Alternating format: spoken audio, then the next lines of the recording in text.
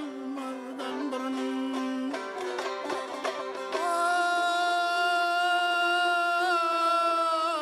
Sağlığın kadarını bilgin hasap olmadan burun. Hastalık şükürünü kalgan teki ölmevden burun.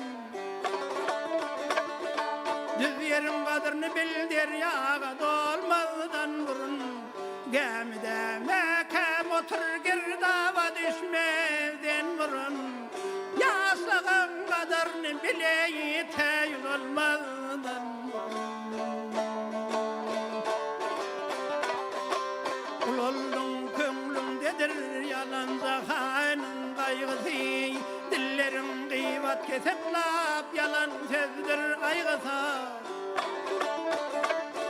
Gözlerin güzel görü seni günaha koygısı.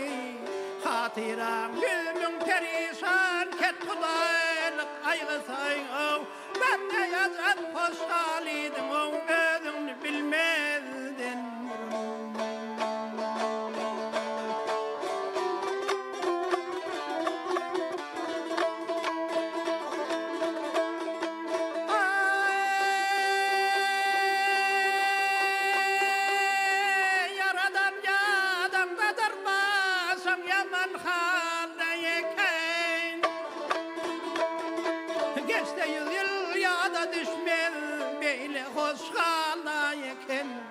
Ömrünü beyhuda tutma fırsatın elde yeken. Degde bir badi kadar soldir seni gülde yeken. Gülde adamdan çıkarma bu tek solmadan.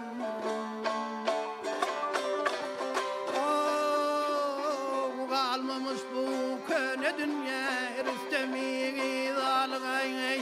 Bu sanmağın iki günü severlen nanına. Hakikat arifni gör atlasni berdi şanına. Tur seher matımuli ağla bugüne halına. Erkay olma şar günü derle yolmazdan.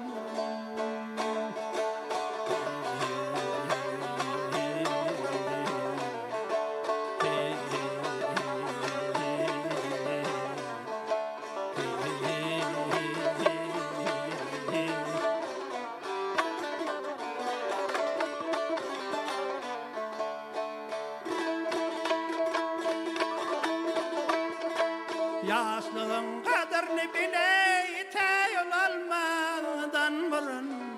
Ağlığın tayyar kıl kerven çekilmezden